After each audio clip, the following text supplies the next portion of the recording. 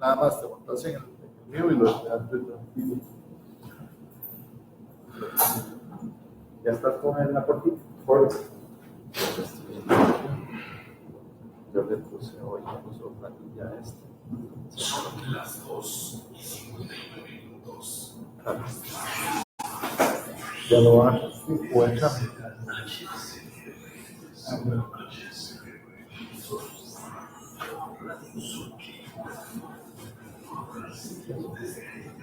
Ya yo estoy transmitiendo.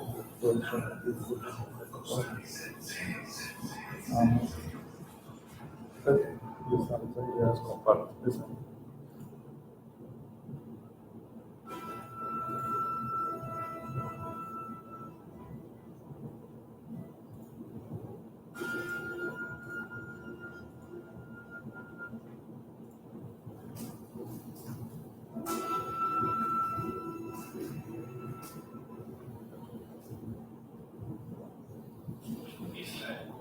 La maravillosa isla de Coco fue declarada por la UNESCO Patrimonio de la Humanidad. Posee 2.400 hectáreas de superficie.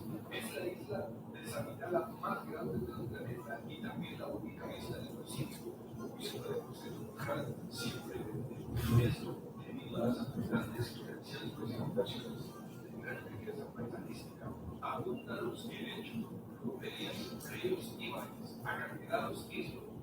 Vengas a Costa Rica, Radio Suki te invita. Entro yo, sí.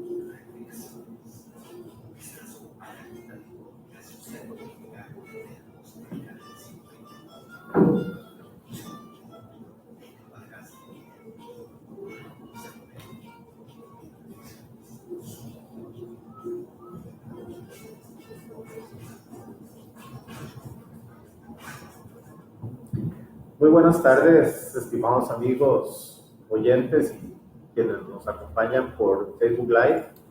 De nuevo, sus amigos Leiner Vargas, Juan José Romero y Eric Sojo, desde la producción de Reflexiones Radio, los saludan. Un lunes más, en punto a las 3 de la tarde, después de una lluvia torrencial que cayó desde los cielos heredianos en esa tierra. De hecho, una granizada bastante interesante. Nos encontramos hoy con un invitado especialísimo en un lugar muy importante para Costa Rica, como lo es, estamos con el doctor Enio Rodríguez en el Colegio de Profesionales en Ciencias Económicas, que muy amablemente nos invitó a venir a realizar nuestro programa desde acá.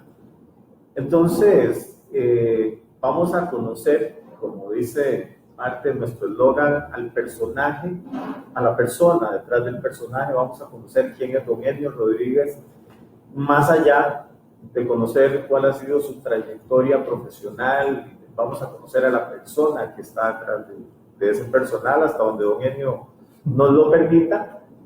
Siempre le hacemos una que otra preguntilla, un poquillo comprometedor, así como que qué torta se jaló cuando era chiquillo, pero para que lo vaya pensando de una vez. Pero le damos la bienvenida. Bienvenido, Leiner. Sí, muy buenas tardes y agradecerles como siempre la sintonía a Reflexiones Radio CR, invitándolos como siempre a que nos escriban a la plataforma de Facebook Live, que también se comuniquen con nosotros a través de nuestro correo electrónico y a través de nuestro Twitter. Y por supuesto, queremos invitarlos a que continúe esta entrevista en Reflexiones. Hoy, definitivamente, un día muy especial desde el Colegio de Profesionales en Ciencias Económicas. Y quisiéramos empezar, Juan José, con una canción, como siempre, ¿cierto? Sí, correcto, para precisamente muy acorde con el clima que tenemos. Estamos bajo los efectos de la tormenta tropical número 31 de este año, y a propósito de eso vamos a comenzar con una lindísima canción de Los Presuntos Implicados que se llama Llovió.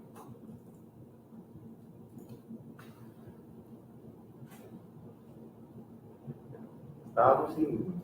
No, estaba bien. Pero no asustes. Era muy buena cosa. Sí, te he dicho.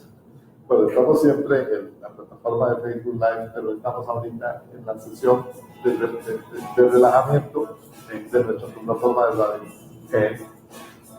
Estamos en off. Estamos, sí, en el live, siempre sí. Y la idea es no desconectarnos de la plataforma de Facebook Live. Es que podamos siempre seguir en la conversación como si estuviéramos en el internet, pero sin tanta restricción, tanto estrés. ¿Cómo estuvo ese viaje por el Caribe?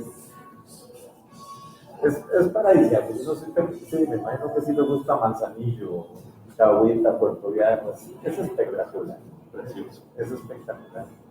Una cosa muy interesante, no sé si ustedes lo han visto, es de alguna manera la poca, no sé llamarla así, insumisión de las grandes cadenas hoteleras y cosas por el estilo. Entonces, como básicamente están metidos en el parque, pues entonces es pequeña, digamos, son pequeños hotelitos y cosas por el estilo, como que permiten que permiten, como que son pequeñas familias, pequeños propietarios los que se benefician del turismo, que llega muchísimo turismo, curiosamente, mucho turismo europeo. Entonces es muy interesante, pero bueno, el lugar es preciosísimo, es divino.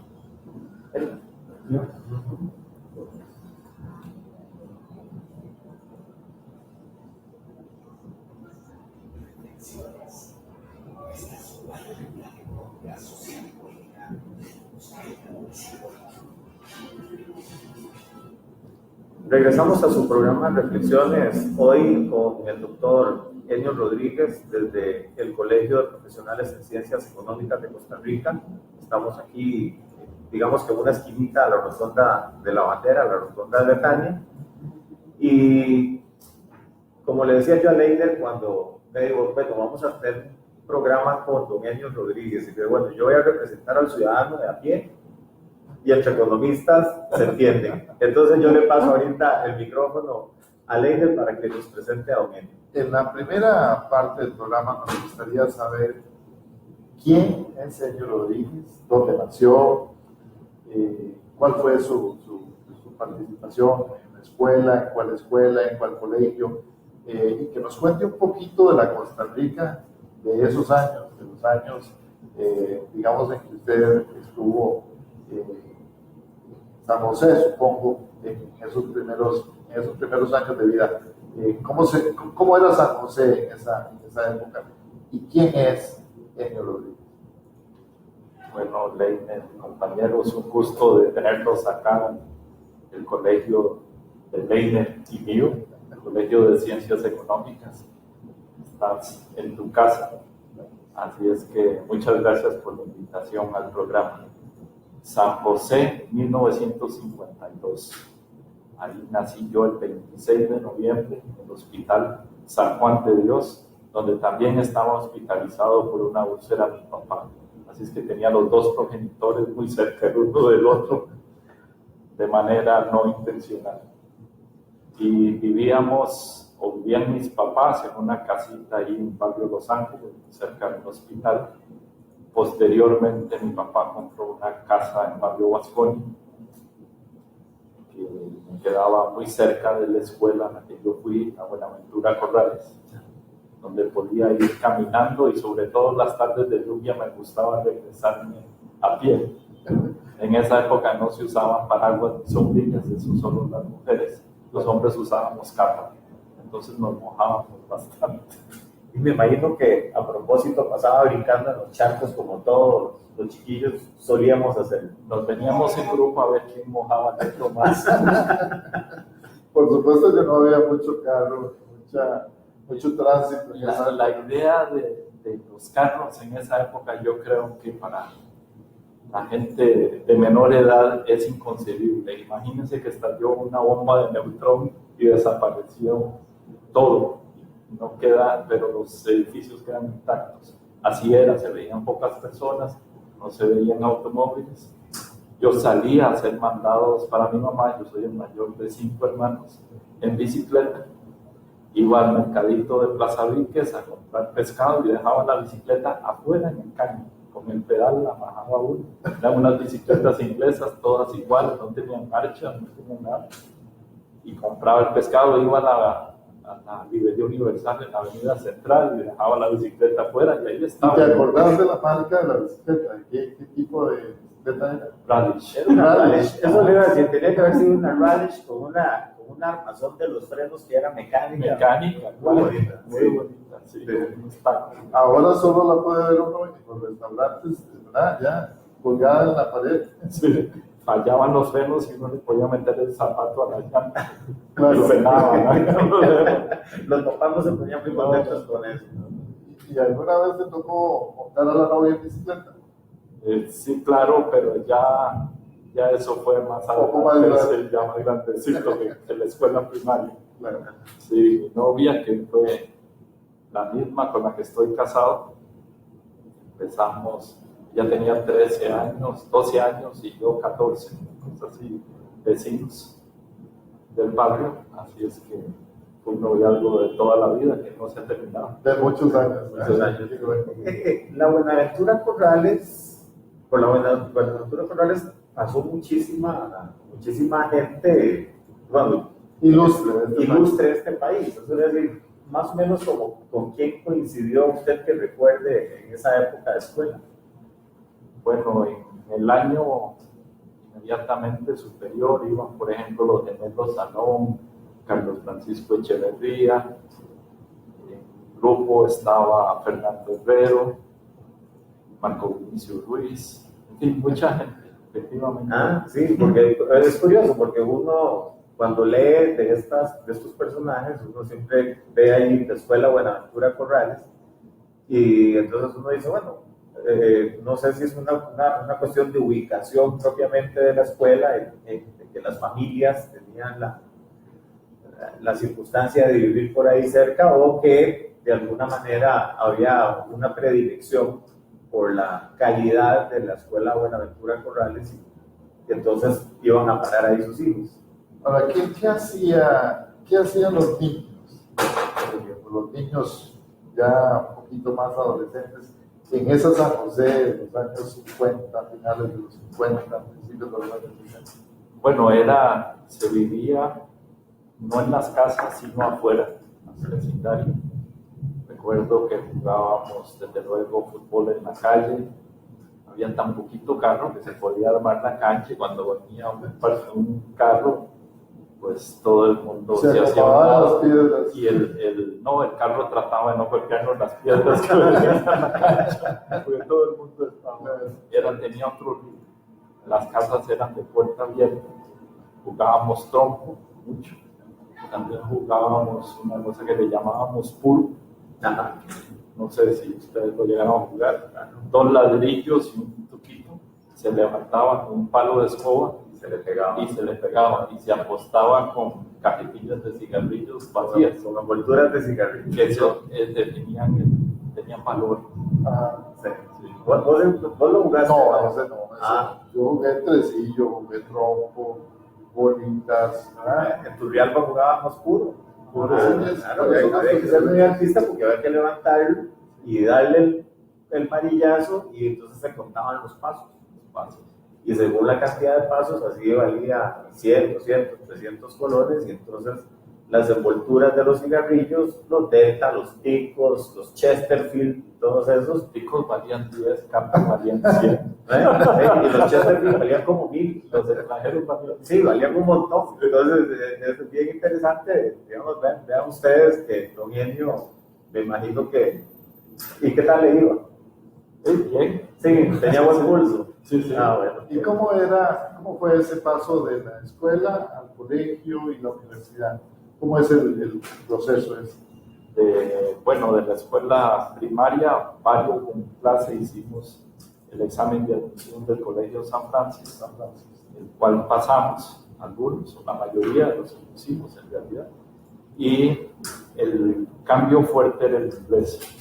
Pero mi papá, que fue profesor universitario la mayor parte de su vida, tuvo un intercambio cuando no existía la ALD, existía un organismo que se llamaba el Punto 4 y promovió una alianza de la Universidad de Costa Rica con la Universidad de Kansas, alianza que hasta la fecha se mantiene. Y cuando yo estaba más o menos a la mitad del primer grado, nos fuimos a pasar un año a Lawrence, Kansas. Ahí aprendí inglés, hice un poquito de primer grado y me trasladaron al segundo grado rápidamente en Estados Unidos. Si uno se esfuerza un poquito, lo adelantan de grados. Acá no. Llegué acá y me devolvieron el que me tocaba. Te fuiste más tranquilo ya después. El asunto es que ahí aprendí inglés, eso lo traje a colación y se me hizo fácil la transición a San Francisco. Así es que tenía algunas materias en inglés y otras en español.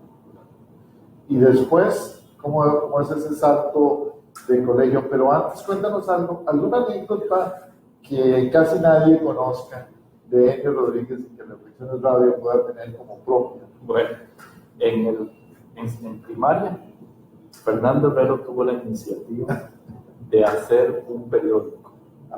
Hicimos un periódico donde yo lo acompañé en la aventura, lo financiábamos nosotros mismos, buscábamos publicidad, vendíamos el periódico y bueno, apenas nos alcanzaba para pagar para darle vuelta a la cosa. Para darle vuelta y comernos una ensalada de frutas en la Billy Boy en la aventura central, más o menos. Y llegamos a tener un periódico de circulación de primaria.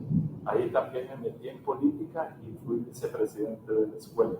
Desde ese entonces hay una actividad política de servicio, digamos. de aventura, digamos así. Y una consulta así, digamos, para alguien joven que nos escucha ahora, pues pensará que un periódico es digital o pensará que es una cosa. ¿Cómo era un periódico?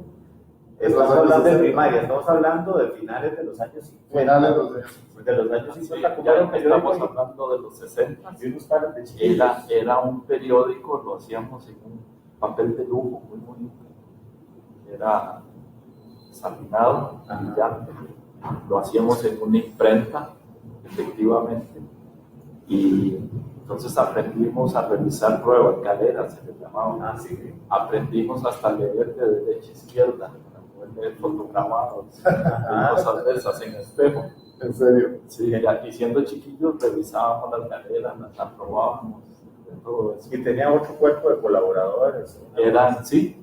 Invitábamos, a nosotros escribíamos regularmente, invitábamos a compañeros. ¿Y había alguna sección así del periódico que fuera así un poco sobre los chismes del barrio, la situación? No, éramos muy serios.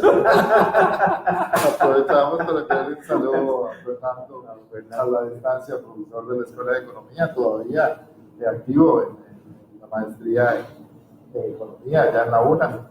Aprovechamos siempre darle un saludo si nos está viendo, si nos va a ver más tarde, y que recuerde viéndose de esta aventura del primer periódico. Que de hecho yo con don Fernando no tengo relación, pero con los tres hermanos de él sí, porque son con Marco Vinicio, muy buen amigo mío, Rolando, epidemiólogo, colega mío, y el menor, Mario, que estuvo trabajando un tiempo con nosotros ahí en la escuela veterinaria. Entonces, los Herrero, buena compañía desde toda la vida. Muy bien, vamos a ir a un pequeño corte para regresar con esta entrevista y por supuesto que nos hables un poquito más de la aventura universitaria y de la aventura posterior, me imagino, en los estudios fuera de Costa Rica.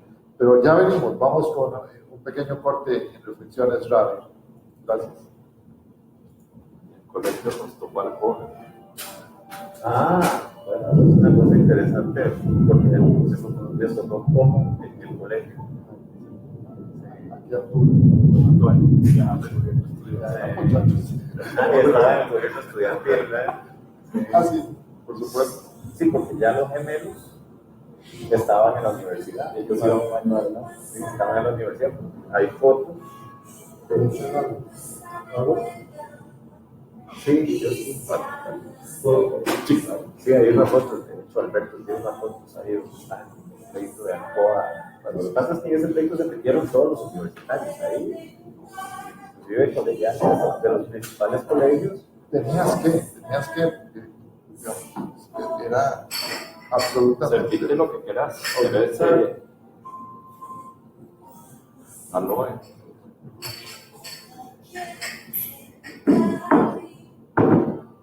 ¿Qué quiere?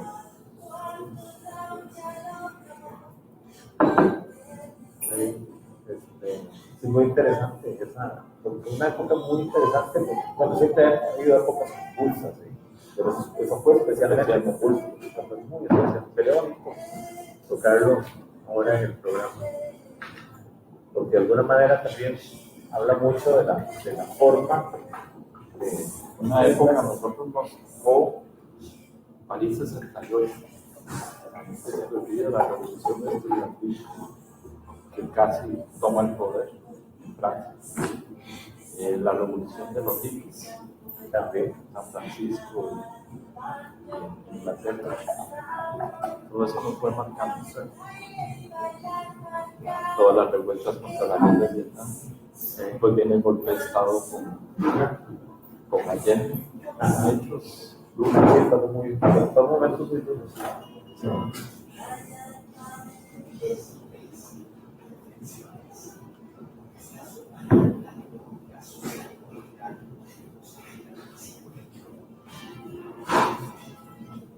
Sí, bueno, seguimos en nuestro programa de reflexiones esta tarde especial de lluvia, aquí desde el Colegio de Profesionales en Ciencias Económicas, con su actual presidente, Eugenio Rodríguez, que nos contaba un poquito las anécdotas de la escuela y de la San José de los años 50, principios de los 60, pero nos contaba aquí entre nos algo sobre el movimiento del COA y cómo se vivió en su quinto año de colegio. Esa situación, digamos, que de alguna manera marcó a los jóvenes de esa generación. Cuéntenos un poquito de esa efervescencia de los años de colegio y particularmente de esa aventura, de esa situación de Alcoa, que me imagino vivió muy cercana. Finales de los años 60, para los que fuimos jóvenes en esa época, pues nos marcó fuertemente.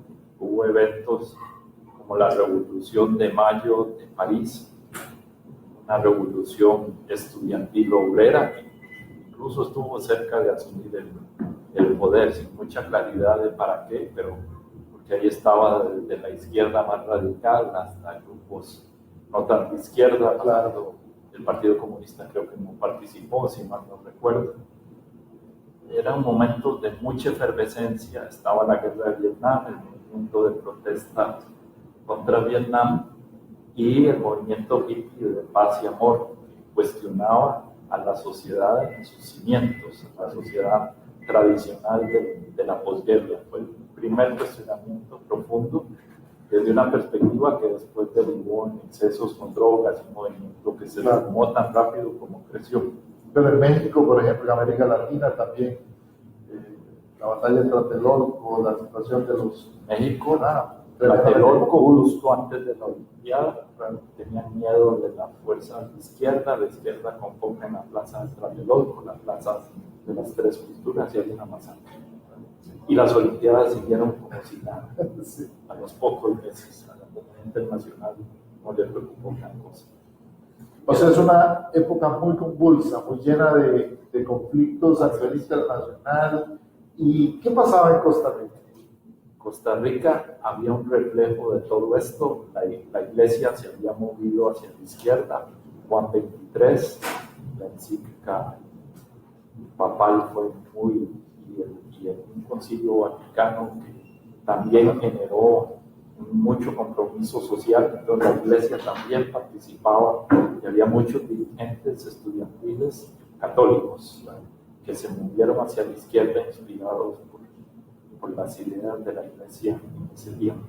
Entonces Costa Rica había un reflejo de París, varios dirigentes participaron en París 68, que después van a ser dirigentes de la izquierda costarricense, una izquierda que se divide, ya no solo el Partido Comunista, surge Vanguardia Popular propiamente, surge el Partido Socialista, surge el Frente Popular de Rodolfo Cerdas, más a la izquierda el MRP, en fin, se abre un abanico de posiciones que refleja lo que está pasando en Europa, por ejemplo. Claro, y todo eso pasa en San José, entre San José y San Pedro, ¿no? Porque en ese tiempo la universidad, la única universidad, era la Universidad de Costa Rica, ¿no? Así es, era un movimiento fundamentalmente estudiantil. Entonces, eso va a ocurrir en San Pedro y permea algunas de las instituciones de enseñanza secundaria. En el colegio a mí me toca la huelga en el 5º año, siendo parte del gobierno estudiantil. Nos reunimos el Consejo Estudiantil, donde nos informan que la Universidad de Costa Rica, la federación, había decretado huelga.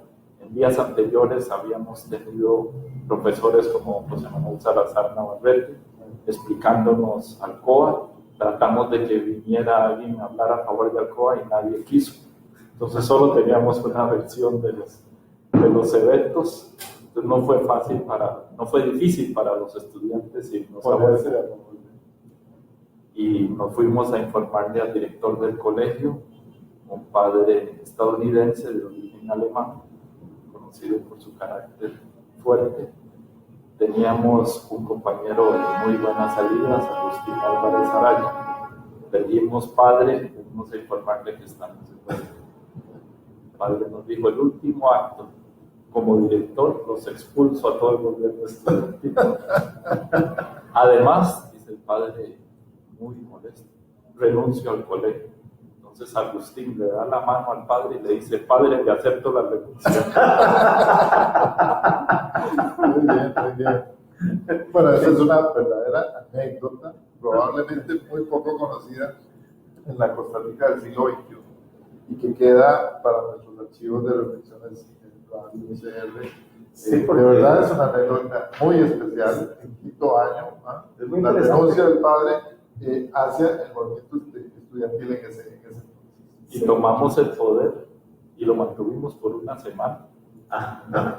Y les pedimos a los profesores, tomamos el radio, que era como se comunicaba, el circuito interno del radio, les pedimos a los profesores que se fueran a su habitación, donde ellos, porque los 5º año iban a seguir dando las clases. Entonces dábamos clases de realidad nacional durante la mañana y en la tarde teníamos un campeonato simultáneo de fútbol, basquetbol y voleibol.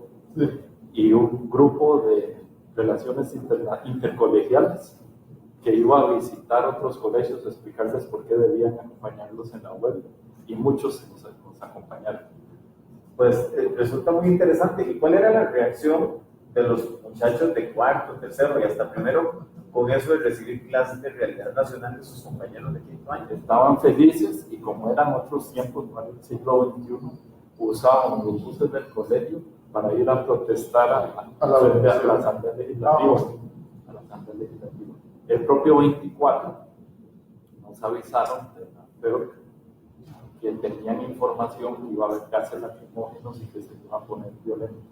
Entonces decidimos que ese día no llevar a los chiquillos a los desgraciados, ni los buses del colegio.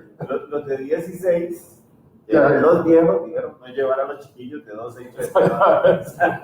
Bueno, vean ustedes cómo en realidad se forja la personalidad de una persona como Menio, destacadísimo economista, intelectual y bueno, con una serie de decisiones a lo largo de su carrera.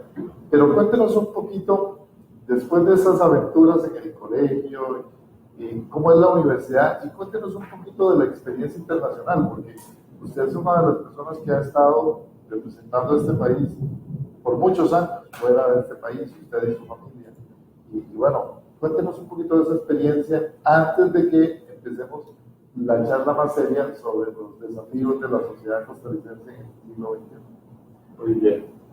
1971, ingreso a una universidad muy politizada. Viene el golpe de Estado Allende, la invasión de Checoslovaquia, o sea, no veía el bloque soviético, el bloque liderado por Estados Unidos con agresiones al tercer mundo. Entonces, es la época de la Guerra Fría. La Guerra Fría, la teoría de la dependencia. En América Latina hace desarrollos teóricos a partir de Raúl Preich, pero que se van radicalizando a partir de hechos como el golpe de Estado con Allende, Cuba muy activa en la región. Entonces es una época convulsa.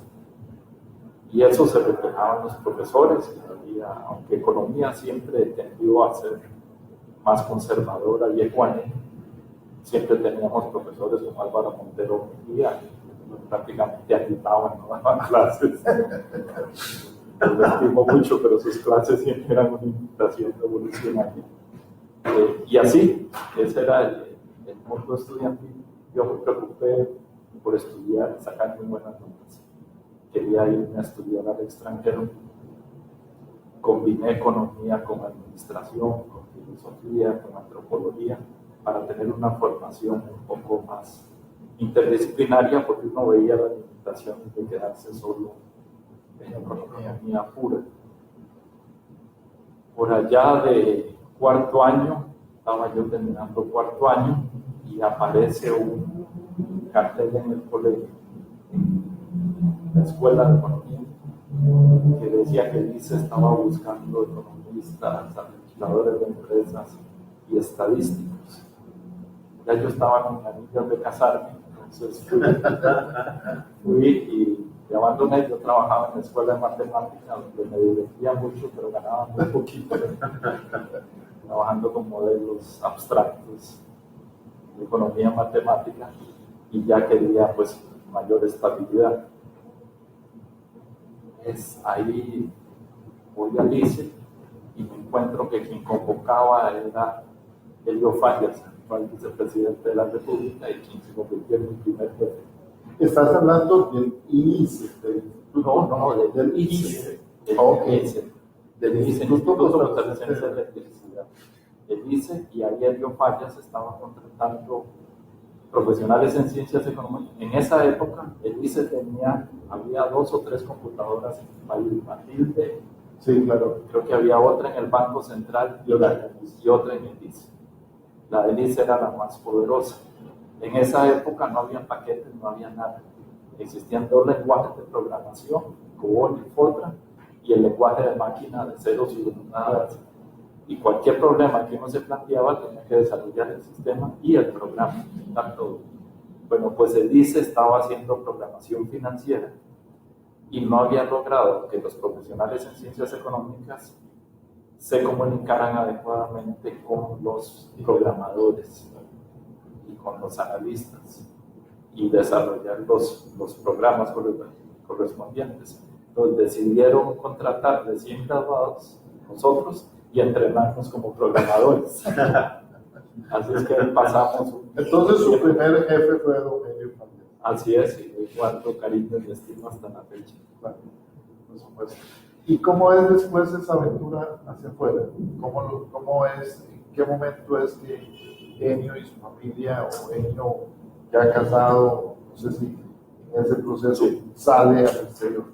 Sí, me confirma Helio la plaza el 26 de noviembre, que de casualidad es mi cumpleaños, Qué bueno. y entraba el 1 de enero, el 1 de diciembre, y puse fecha de matrimonio en febrero.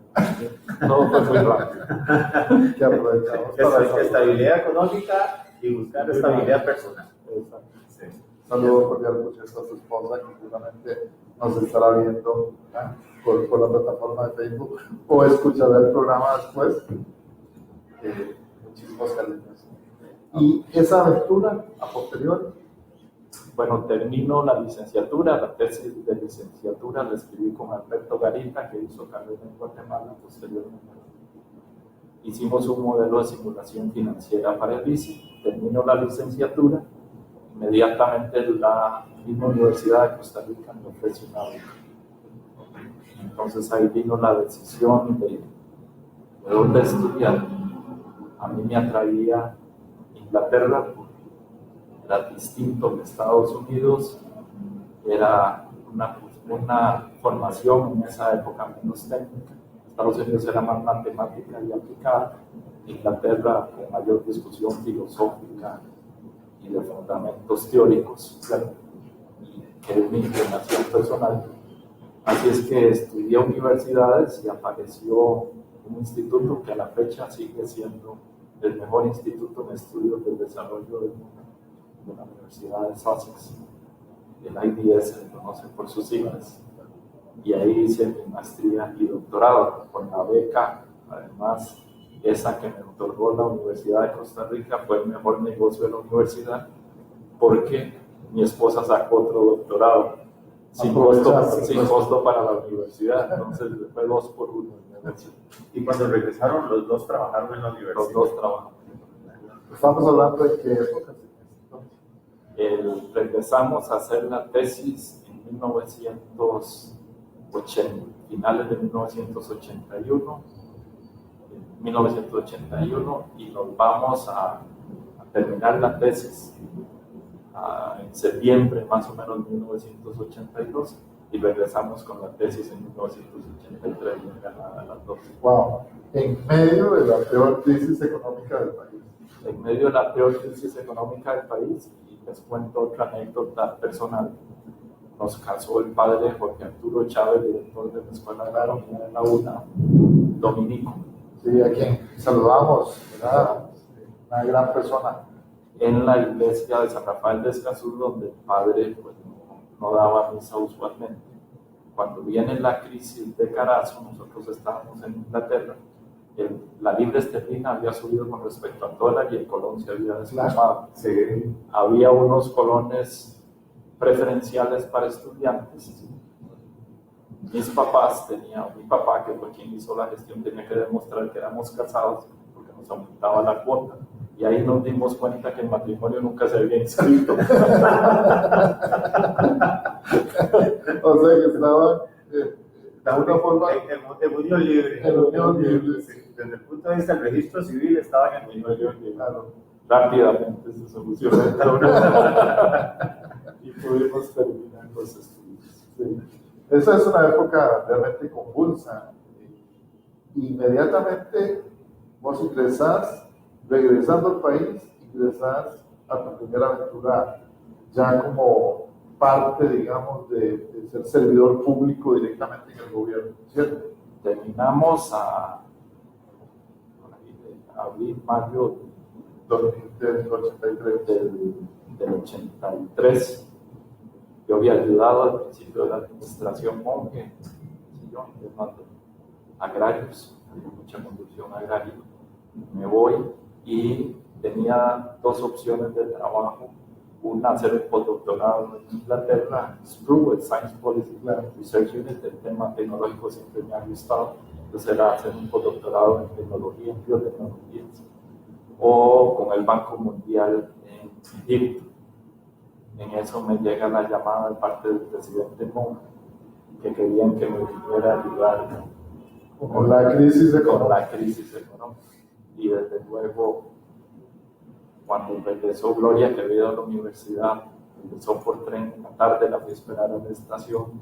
Ya no vamos para Egipto ni para Inglaterra, ¿para dónde vamos? Para San José. ¿Y cómo lo tomó? Hay que preguntárselo a ella. Pero no, siempre me ha acompañado a todos estos cambios que a veces han sido bastante intempestivos. Bueno, Y siempre trabajó, digamos, cuando comenzó a trabajar con don Luis Alberto en la parte agraria. no, sí, al principio. Al principio en la parte agraria, que de hecho fue parte, digamos, de su campaña política, fue el Volvamos a la Tierra, que era parte, digamos, de su fuerte, parte de su oferta muy fuerte de cómo levantar Costa Rica en medio de una crisis terrible de ese momento. Y no entró al tema agrario porque ese es el motivo de un programa, pero era uno de los temas más agudos de la crisis. Y después de esa aventura, un poco para que después lleguemos a la discusión, después de esa aventura, digamos, el gobierno de Luis Alberto, de los logros, porque fueron realmente fantásticos, yo diría que eso se podría hablar, se ha escrito muchísimo. ¿Qué pasa con la familia después de ese proceso? La chiquita mayor, Marianela, nació en Inglaterra. En 1986 nace Gloriana, en 1988 nace Sebastián. Entonces ya teníamos una familia Más o menos grande, de 3 muchachos. Después de la administración Monge, en la administración Arias, yo estuve en el CONACYT y en Fundecor, entonces estuve representando el gobierno, pero no estuve En línea primera. con Monge, sí terminé de ministro. Y combinando con investigación y docencia. Porque a todo esto usted estaba trabajando en la Universidad de Costa Rica, en la Escuela de Economía. Así es, yo daba el curso de desarrollo económico, principios de economía, sí, curso introductorio, me gustaba dar. Y también siempre me gustó dirigir tesis. Pero luego cambia otra vez. En 1989 estaba trabajando para una entidad privada llamada Frederica, que era una federación de las uniones de cámaras de Centroamérica. Teníamos un programa de bolsas de valores y promoción de exportaciones, temas que en esta época eran novedosísimos. Claro. Bueno, en un taller que me invitaron a Maastricht, en Europa, en Holanda, a hacer un taller con europeos para comparar la integración centroamericana con la integración europea. Yo estaba trabajando no para Costa Rica, sino para Centroamérica en esa época. Ahí conocí a un señor, Gabriel Sig, quien terminé siendo muy amigo hasta la fecha. Había un día una fiesta que era un paseo por el ring para probar vinos. Y entonces Gabriel me dice, ¿quieres ir a la fiesta del vino? Le digo, la verdad me da un poquillo de pereza. Quisiera hacer otras cosas de las que se pueden hacer por aquí. Me dice, es que yo tengo planeado una ruta para visitar catedrales medievales. Y le dije a Gabriel, yo voy contándome, nos fuimos a la de Carlomagno, a la de Polonia. Hicimos nuestro propio tour de Europa, de conocer arquitectura. Gabriel, que es un tipo de una cultura vastísima, me daba clases de las pinturas y de la arquitectura que venía ahí. Obviamente la cuchara la metía, los estilos de Carlomagno, la combinación romana, la combinación gótica, en fin, porque era esa estructura, en fin, la silla donde había ungido el rey y todo eso. Un día precioso. Él estaba director de CEPAL en México. Entonces dice, ¿querés venirte para CEPAL? Ese mismo día. Y le dije sí. Regresó él a México, yo a Costa Rica. Estamos hablando al principio de noviembre. Me llama Gabriel y me dice, ¿es en serio? Le digo, ¿es en serio? ¿Puedes estar aquí para finales de diciembre? Le dije, no, primero de enero. Y entonces, 1 de enero empecé. Wow. Y a partir de ahí, una salida del país que seguramente es bastante larga, ¿no? Me fui por un año y se convirtió en 17 y medio. Una cosa llevó a la otra. Muy largo. Un puesto a otro, Puesto a ascendiendo en otro. su carrera internacional. Así es, primero en CEPAL, México. Ahí estaba liderando un proyecto del BID. Eso lleva a que el BID me ofrezca una posición. Intermedio en eso, una anécdota interesante.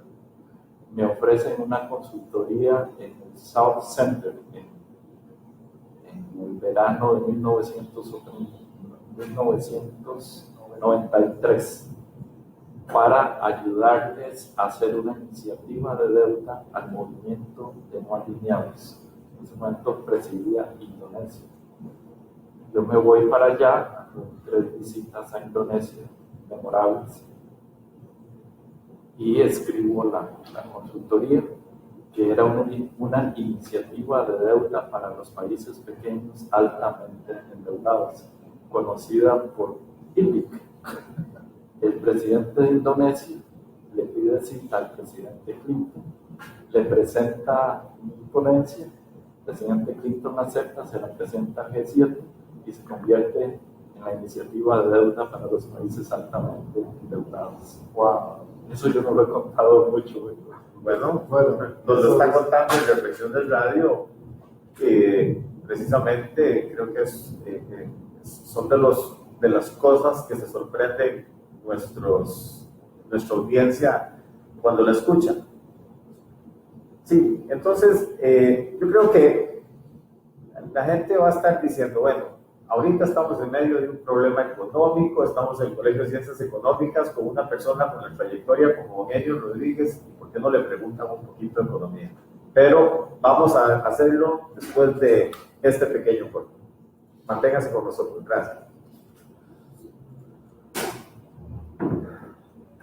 Ya la iniciativa hippie era de vía total. Solo se habían hecho negociaciones con la banca comercial y no querían los multilaterales, no querían.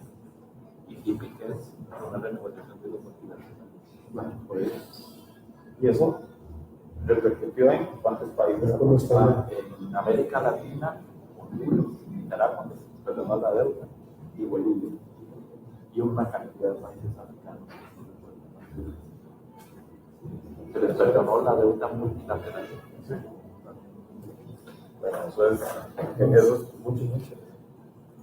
Continuamos en Reflexiones Radio esta tarde desde el Colegio de Profesionales en Ciencias Económicas, recordándoles y agradeciéndoles a más de 24 países llega esta señal, nos han mandado mensajes de muchos países que nos escuchan, agradeciéndoles la sintonía de radio y por supuesto a nuestros amigos de Facebook Live, decirles que estamos hoy realmente fascinados de tener a esta personalidad que de alguna u otra manera es reconocido mucho más fuera del país que dentro del país, pero que hoy y a través del colegio, creo yo, verdadero honor formar parte de este colegio y tener la oportunidad de tener a don Eugenio Rodríguez como presidente de los economistas.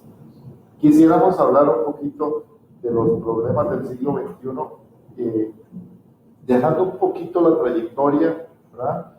Y llegando más un poquito al siglo XXI y a su regreso a Costa Rica después de 17 largos años de usted y su familia, por supuesto, fuera del país.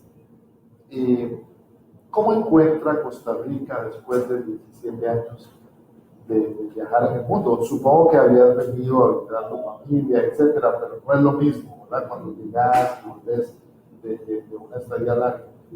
¿Cuáles son, a tu criterio, los 3, 4 desafíos más grandes que encuentras a tu regreso? En lo personal, nos fuimos 4, regresamos 5.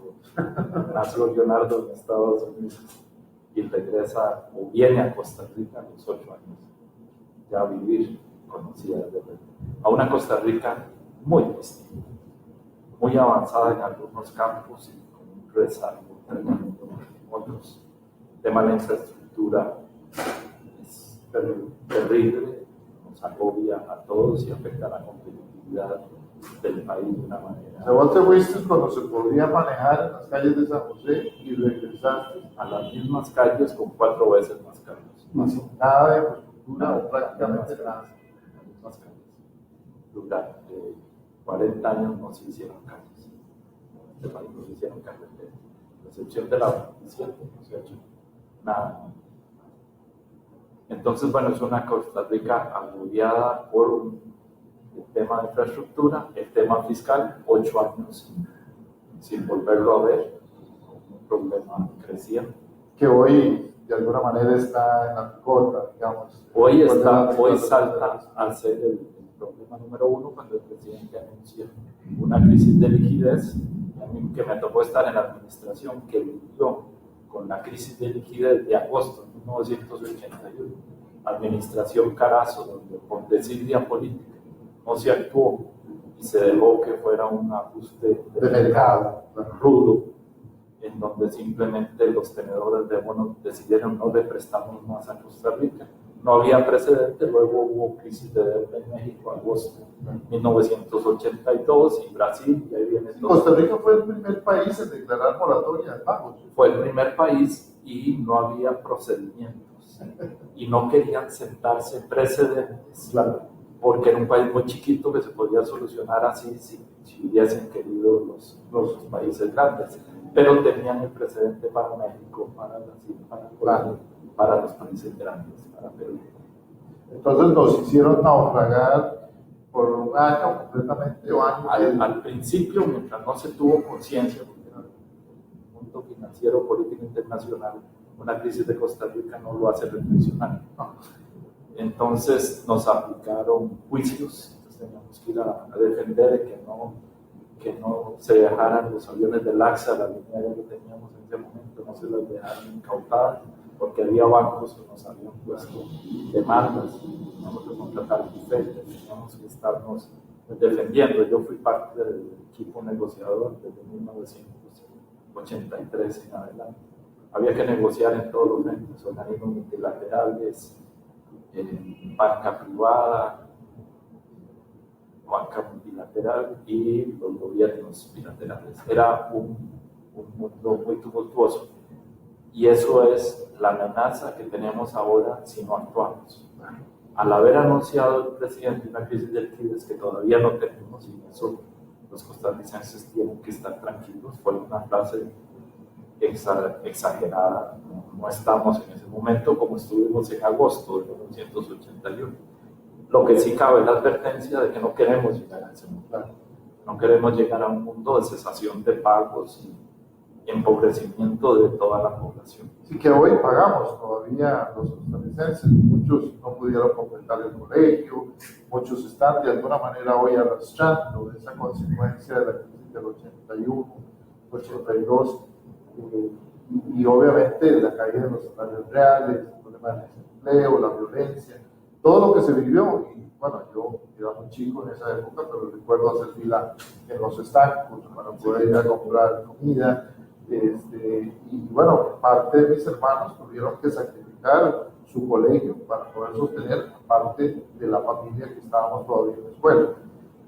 Y eso de alguna manera todavía lo resienten algunos de mis hermanos mayores, porque que no pudieron ir a la universidad a tiempo y tuvieron que de alguna manera tener una versión distinta. No queremos eso, pero además de la infraestructura y además de la situación fiscal, ¿qué otro elemento le preocupa a don Enio Rodríguez sobre la Costa Rica del siglo XX? Seguridad y empleo. Seguridad, que estamos en un franco deterioro por razones, errores en la política de seguridad y por el incremento en el área sembrada en Colombia a raíz de los acuerdos de paz y menor presencia del ejército. Eso ha hecho que se incremente la producción de cocaína, en algunas estimaciones conservadoras 50%, en otras hasta 3 veces el área. Eso significa que la cantidad de cocaína que está pasando o que intenta pasar por territorio nacional o por las aguas territoriales nuestras se ha multiplicado por un factor importante. Y eso complica un país que ya estaba sufriendo deterioro en sus indicadores de seguridad. Y entonces ahí tenemos un desafío que es nacional y es de coordinación internacional para poder lidiar con este fenómeno, que no es escogido por nosotros. Estamos en el centro de producción y el centro de consumo más importante del mundo. Así es que tenemos que lidiar con eso. Y tenemos un problema de drogadicción reciente en nuestra juventud. Lo que ocurre es que nosotros somos lugar de tránsito. Las avionetas que usan narcotráfico se les acaba la gasolina en Costa Rica por razones del modelo que usan. Entonces aterrizan y se reabastecen acá, o las lanchas rápidas también reabastecen, ya sea en alta mar o en territorios nuestros, o se internan en los humedales para después seguir produciendo. ¿Cuál es el problema? Que los servicios a los narcotraficantes, que ya son de logística, de bodegaje y de distribución, seguridad, se pagan en especie. Esa es la droga que está entrando y por eso la cocaína está barata en Costa Rica y sobre todo el crack. Y eso aumenta los niveles de drogadicción porque necesitan colocar la droga, promueven que los muchachos consuman gratis al principio, los enganchan y viene todo el ciclo de la droga, que a su vez se asocia con el aumento de la delincuencia. Y por otro lado tenemos el desempleo, que mencionas como el cuarto factor o la cuarta gran preocupación. ¿Cuál es el problema? En la versión de Enio Rodríguez, ¿cuál es el centro del problema del desempleo?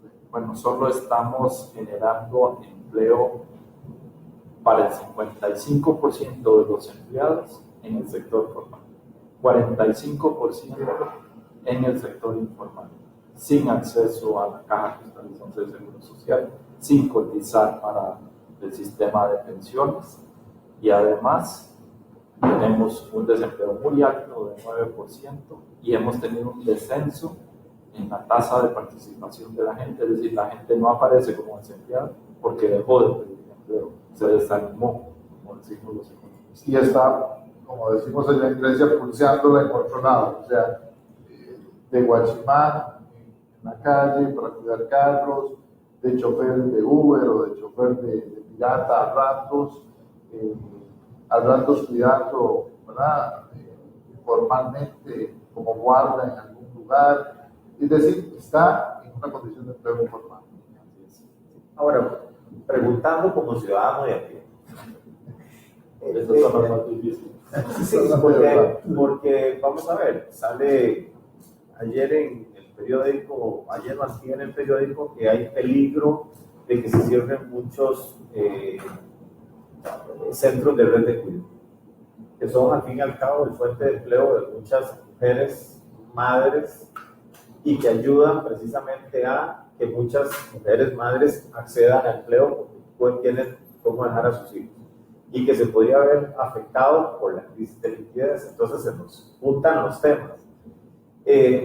Y se escucha y se lee que el anuncio del presidente con respecto a la crisis de liquidez, que despierta de manera superlativa un temor, algunos dicen infundado, otros dicen que tal vez no tanto, afectaría, digamos, ¿cree usted que este anuncio de alguna manera afecta de manera inmediata o tal vez inmediata inclusive este problema, digamos, del empleo? Bueno, yo creo que ha habido mal manejo tanto de los datos y de los adjetivos utilizados para calificar la situación actual. Efectivamente, tenemos un problema de crisis fiscal que ha sido de baja intensidad y que hoy se está volviendo de características agudas, ya más serias. Si no se actúa, vamos a terminar en una crisis de liquidez. Vamos en esa dirección y ya hay luces amarillas encendidas. Desde luego que eso afecta el empleo. Sería una barbaridad que dentro de las prioridades de pagos el Ejecutivo va a tener que hacer y tomar la iniciativa. Le corresponde a este gobierno tomar las decisiones para manejar la crisis de tal manera que no descendamos en una crisis de pagos, de liquidez, que no haya cesación de pagos, una situación de insolvencia pública.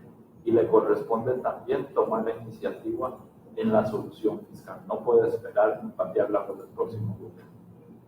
Le tocó enfrentar lo que ha venido evadiendo. Dentro de esas prioridades que debe definir, yo pido mi consejo. Nunca tocaría las redes de empleo, por el empleo que generan, pero sobre todo porque le permite a muchas mujeres trabajar. Y si no tienen dónde tener a sus hijos bien cuidados y bien alimentados, tienen que abandonar el trabajo con el consiguiente empobrecimiento familiar, particularmente si son de familia. Sí, en definitiva es una especie de boomerang esta situación porque en buena parte el empleo formal está también dentro del sector público. Y una de las preocupaciones es también el empleo público y la situación que se ha venido deteriorando, digamos, en los últimos años. Hay, de alguna manera, también un problema de salarios, un problema de pensiones, ¿verdad? Que hay que corregir. Pero, ¿cuáles serían, digamos, las soluciones concretas para atender la situación del empleo que podría plantearse, digamos, de cara a poder de alguna manera reactivar la creación de empleo formal? ¿Has encontrado o tenés batería de información de lo que están haciendo otros países, de lo que se está haciendo en Europa, lo que se está haciendo en Asia? Es decir, ¿cómo estamos enfrentando en el mundo esta situación? Bueno, estamos viviendo lo que que se ha llamado la cuarta revolución tecnológica, lo cual está cambiando la naturaleza de los empleos, especialmente los obreros industriales, pero incluso con el desarrollo de inteligencia artificial, profesiones como las nuestras, particularmente en el área de contabilidad, donde robots pueden hacer lo que antes hacía un profesional. Así es. Entonces, independientemente de la crisis fiscal estructural que tenemos un desafío tecnológico enorme.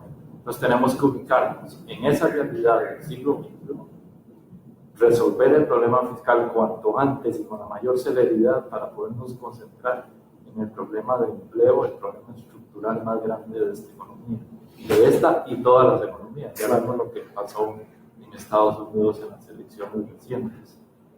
Los votantes de Trump fueron en su mayoría los estados en donde la revolución industrial ha diezmado el empleo, no han sido los PDCs, la automatización.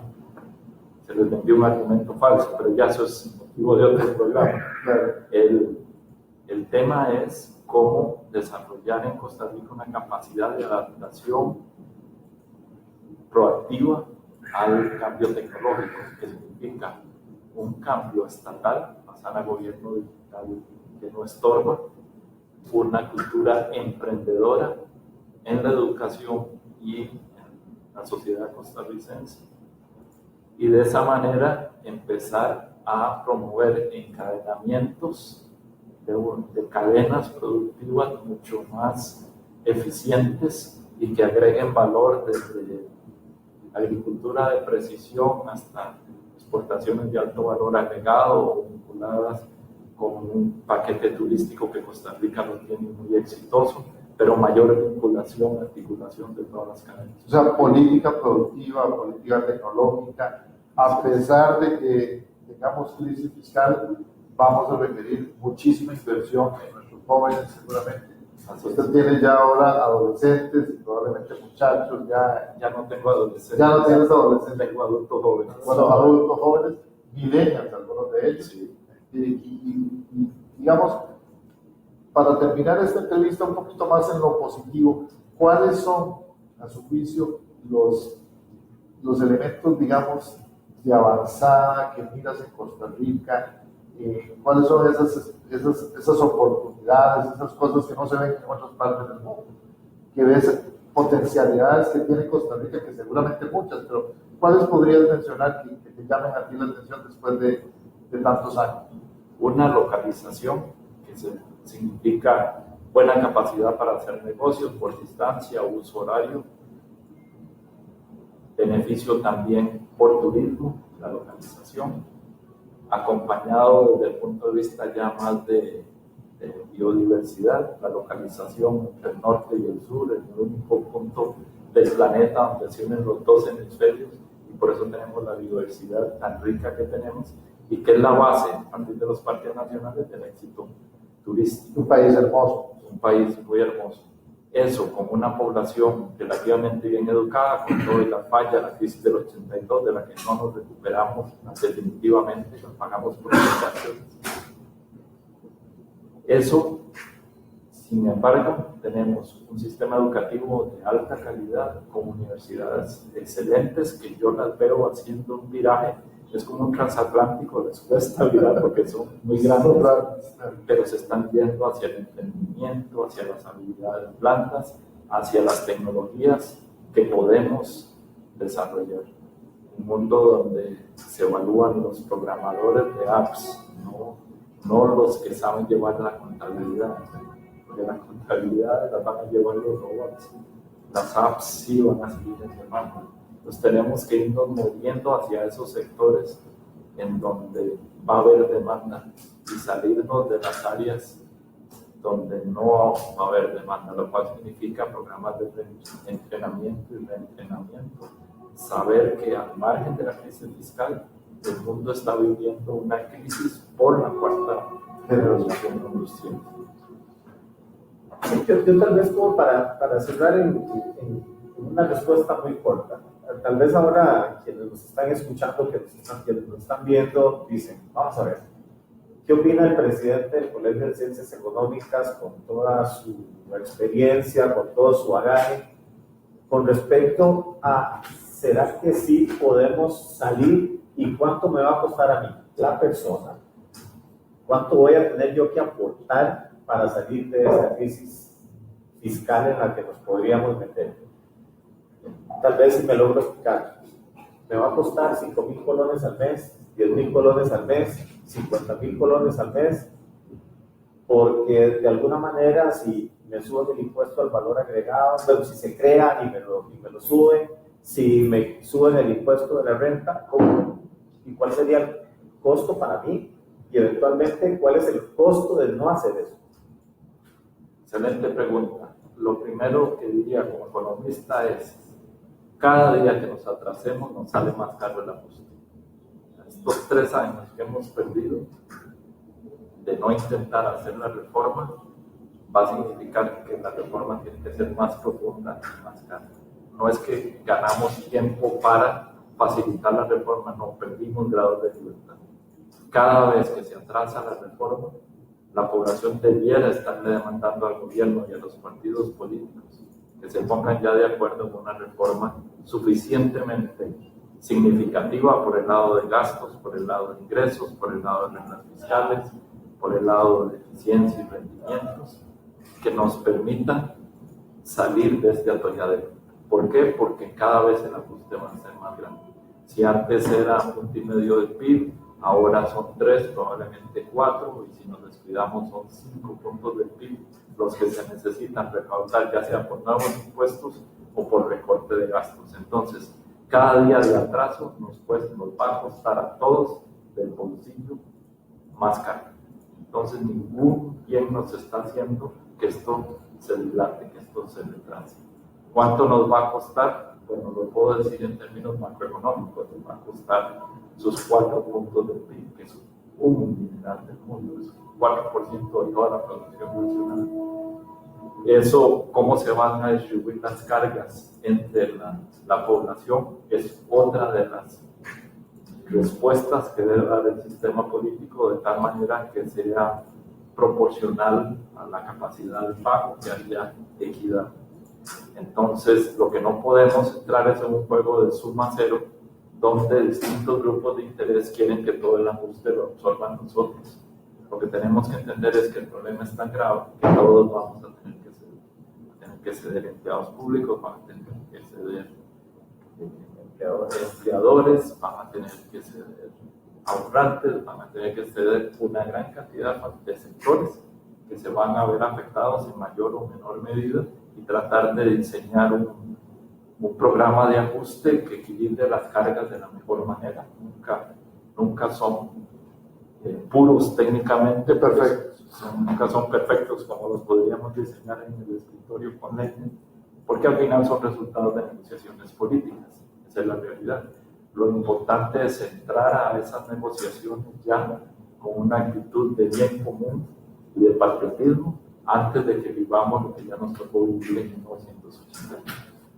Bueno, definitivamente con Eugenio nos podríamos quedar todo el resto de la tarde, que no nos alcanza para tener pues, su conocimiento, su sapiencia y sobre todo su tranquilidad para decir las cosas que hay que hacer y cómo hay que hacerlas sin aspaviento. Yo creo que eso es una de las ventajas que el tiempo, la madurez, la experiencia, los años le ha dado a Eugenio Rodríguez, nuestro invitado de lujo en este programa de Reflexiones, con la mala noticia, Juan José, que se nos acabó el tiempo y tenemos que hacer una pausa de aquí hasta el próximo lunes, donde vamos a tener una entrevista en el SOF con un especialista de software, y desde ya quisiera invitarlos para que de hoy en 15 nos acompañen en un programa muy especial allá en las instalaciones del CINPE,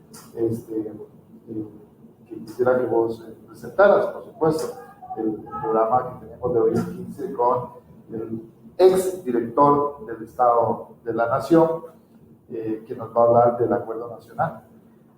Sí, primero que todo, don Eugenio, agradecerle por su hospitalidad acá en el Colegio de Profesionales en Ciencias Económicas, agradecerle a ustedes, nuestra audiencia, por su paciencia y efectivamente invitarlos para de hoy en 8 en el programa de las instalaciones de Líder Soft, donde ya estuvimos una vez y tuvimos un muy bonito programa, y dentro de 15 días con don Miguel Gutiérrez Saxe en nuestras instalaciones habituales, en nuestra casa habitual del Centro Internacional de Política Económica de la Universidad Nacional, para hablar sobre el acuerdo nacional, que precisamente yo creo que es donde hay que retomar eso que decía usted, don Enio, de dejar cualquier partidismo, cualquier interés particular y tratar de ponerlo y vestirnos de patriotismo. Entonces, agradecerles, por cierto, no irme sin felicitar a Eric por el éxito que tuvo su festival el fin de semana, felicitarlo por la iniciativa, por el apoyo a los cantautores locales, nacionales, internacionales, de música no comercial, y felicitarlo y agradecerle siempre por su apoyo. Y antes, un pequeño comercial personal. Yo no me puedo escapar del día de hoy sin darle un abrazo y un saludo a mi hija Mariela, que cumple 14 años el día de hoy y que sé que nos mira y nos estará escuchando. Mariela, sabes que te amo y felicidades en tu cumpleaños. Nos vemos, por cierto, en un ratito para cenar. Muchísimas gracias, Enio, por la invitación aquí al colegio. Muchísimas gracias por contarnos esas experiencias fantásticas de tu vida y por darnos tus sapiencias sobre los temas, los desafíos de la sociedad costarricense del siglo XXI. No queda más que agradecerte y pues quedan pendientes varios programas más en el futuro. Muchas gracias, Leiner. Muchas gracias por la oportunidad, Juan José, y a los amables videntes por Facebook y quienes nos escuchan por la radio. Muchas gracias por su paciencia. Gracias. Buenas tardes. Por el programa.